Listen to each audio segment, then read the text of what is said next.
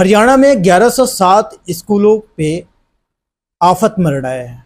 इस टाइम पे अगर मैं बात करूं तो पूरे हरियाणा में शिक्षा विभाग की तरफ से जो लिस्ट जारी की गई है 1107 स्कूलों के लेकर, वो पूरी तरीके से स्कूल संचालकों के लिए एक मुसीबत बन गई है। और ख़ासकर फरीदाबाद की अगर हम बात करें तो यहाँ पे 70 स्कूल ऐसे हैं जो ब्लैक लिस्टेड हुए हैं, MIS पोर्टल बंद कर दिया गया है।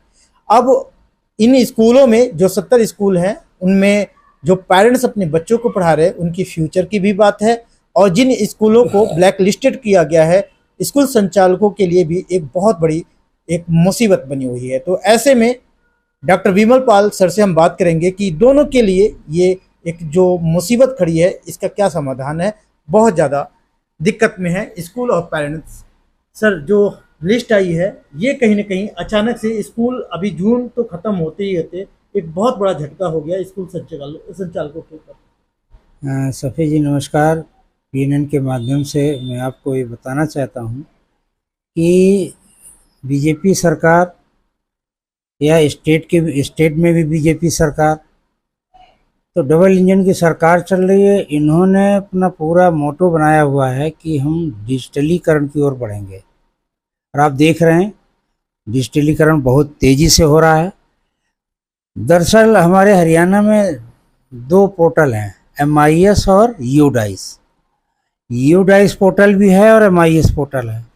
ज़्यादातर ये जो 70 स्कूल हमारे फरीदाबाद के ज़िले के हैं इनमें से ज़्यादातर CBSE स्कूल हैं। हरियाणा बोर्ड के स्कूल कम हैं, और जो हैं वो चल नहीं रहे। उन्होंने स्कूल बंद कर दिए लगभग, और उनके पास बच्चे ही नहीं हैं, तो बच्चे कहाँ से सबमिट कराएं। तो ये UDICE और MIS के चक्कर में, क्योंकि दोनों में एंट्री लगभग सेम है, और केवल हरियाणा में MIS से TC जनरेट हो जाती है, और पूरे ऑल इंडिया में UDICE पर काम चल रहा है, MIS पे काम नहीं चल रहा है। इस कारण वो MIS से काम चल जाता है, UDICE से काम चल जाता है, इसलिए CBSE स्कूल अपना UDICE से अपना काम कर रहे हैं। TC अपनी जो बनाते हैं मैनुअल बनाते हैं और अपना काउंटर साइन करते हैं, इसलिए उन्हें MIS की ज़रूरत ही नहीं पड़ती है, इसलिए इसे इग्नोर करते हैं। हरियाणा सरकार ने जो एक्शन लिया है वो अपने हिसाब से ठीक लिया है, क्योंकि उनके हिसाब से उन्होंने काम नहीं किया, इसलिए उन्होंने ब्लॉक कर दिया। अच्छा, तो ये जो कौतूहल का विषय बना हुआ है कि 70 स्कूल बंद है, 1107 स्कूल बंद हो रहे हैं, तो ये ज़्यादा कुछ असर नहीं डालेगा क्या? मैं तो ये कहना चाहता हूँ हरियाणा सरकार इस पर ध्यान दे कि कोई एक पोर्टल चलाए, चाहे UDICE चलाए चाहे MIS चलाए। एक पोर्टल होने पर वर्कलोड कम रहेगा, लोग काम करेंगे, स्मूथली सिस्टम से काम करेंगे, और जब 2 जगह वर्कलोड बढ़ता है तो एक को इग्नोर करना ही पड़ जाता है। अब फिलहाल चलिए, आपने स्कूल की तो मर्ज को बता लिया या समझ गए आप, पेरेंट्स क्या करेंगे जिनमें अगर 70 स्कूल है तो कम से कम कई हजार बच्चे भी तो होंगे एटलीस्ट। मैंने आपको बताया कि पेरेंट्स के लिए समस्या होती है TC की, मतलब SLC school leaving certificate.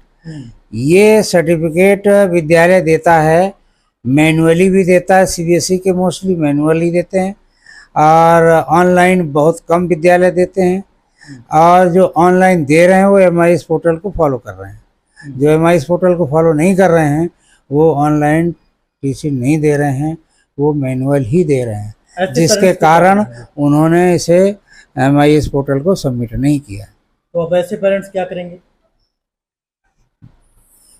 Parents तो अपना चाहिए, उन्हें SLC चाहिए, मैनुअल लेके जाएंगे।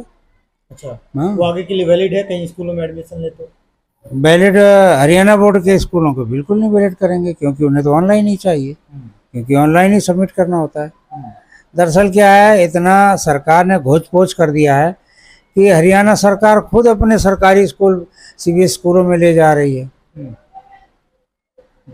तो पेरेंट्स भी बड़ा डिस्टर्ब हैं कि मैं स्टेट गवर्नमेंट के विद्यालय में पढ़ाऊँ या CBSE के स्कूलों में पढ़ाऊँ, या सरकार खुद अपने सरकारी स्कूल CBSE में लेके जा रहे हैं। तो एक बड़ा मुद्दा बनता जा रहा है। जो 70 स्कूलों की लिस्ट है, मुझे लगता है कि वो आपसे अछूते नहीं है, आपके संपर्क में जरूर होंगे।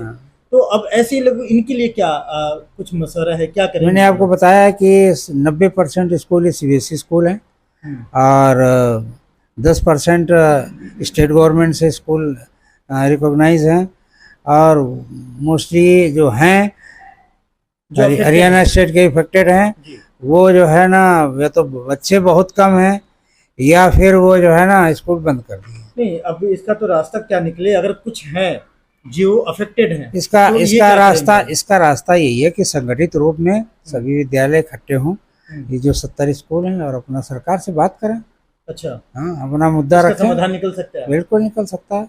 क्योंकि हमारे जो हरियाणा सरकार है वो बहुत ही सेंसिटिव सरकार है, और हमारे मुख्यमंत्री जी अपने दरबार में पूरी एक एक बात सुनते हैं और काम करते हैं, हम्म, सराहनीय कार्य करते हैं। जी। तो आपको लगता है कि अभी रास्ते खुले हैं, अगर 70 स्कूल में से जो भी स्कूल बच्चे हैं जो सीबीएसई मर्ज नहीं हुआ है वो चाहते हैं तो वो कुछ दरअसल कर सकते हैं अभी। बार बार वार्निंग देने के बावजूद भी इन लोगों ने काम नहीं किया, तो सरकार ने इसलिए सख्त कदम उठाए हैं कि हर चीज़ का जवाबदेही होना चाहिए, जी। और जवाबदेही नहीं बने जिसके कारण ब्लॉक किया गया है। अब अपनी बात रखें, क्यों नहीं किए, क्या कारण था। फिलहाल ये जो लिस्ट है उसमें बेचैनी ना बढ़ाएं, अभी भी रास्ता खुला है जो इशारे में कहा जा रहा है। तो विमल पाल सर का कहना है कि आप चाहें तो यूनिटी होकर, संगठित होकर के इसके लिए प्लान करें, और प्लान करके फिर से सीएम साहब से मुलाकात करें, शिक्षा विभाग के अधिकारियों से मुलाकात करके हो सकता है रास्ता निकले, लेकिन इसके लिए बैठना पड़ेगा, एक मशवरा करना पड़ेगा। तो इसमें कमेंट करके आप बता सकते हैं कि जो ये कार्रवाई की गई है कितना सही है, और आपके आसपास भी जो अगर स्कूल इफेक्टेड है, कोई पेरेंट्स इफेक्टेड हैं, तो आप जरूर कमेंट करें, उसका भी कोई ना कोई समाधान किया जाएगा।